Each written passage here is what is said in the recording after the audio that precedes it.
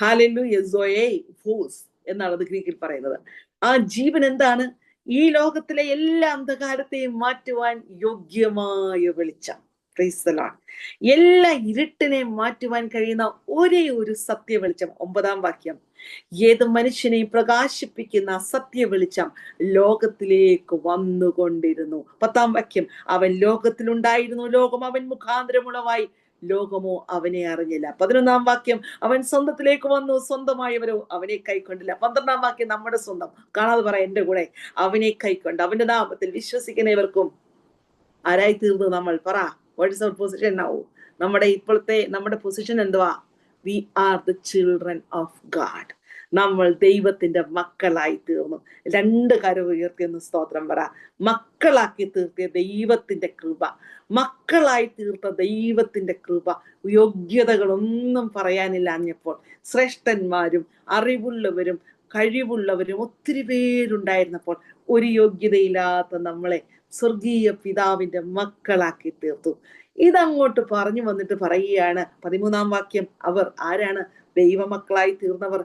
ഒരു മനുഷ്യന്റെയും, ഈ ലോകത്തിൽ ആരുടെയും ക്രെഡിബിലിറ്റി നമ്മുടെ മേൽ പറയാനില്ല.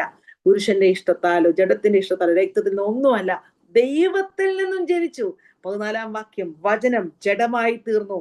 ഏത് വചനം? ആദിമുള്ള വചനം, ദൈവത്തോട് കൂടെയുള്ള വചനം, ദൈവമായ വചനം, സകലത്തെയും സൃഷ്ടിച്ച വചനം, ജീവനായ വചനം, വെളിച്ചമായ വചനം, അന്ധകാരത്തെ മാറ്റുന്ന വചനം, ഏത് മനുഷ്യനെയും പ്രകാശിപ്പിക്കുന്ന സത്യവചനം, ലോകത്തിൽ ഉണ്ടായിരുന്ന വചനം, ലോകത്തെ ഉളവാക്കിയ വചനം, സ്വന്തമായവർ കൈക്കൊള്ളാഞ്ഞ വചനം, ഹല്ലേലൂയ, നമ്മളെ ദൈവമക്കളാക്കിയ വചനം. ദൈവത്തിന് സ്തോത്രം. ജഡമായി തീർന്നു. Incarnation of Jesus Christ.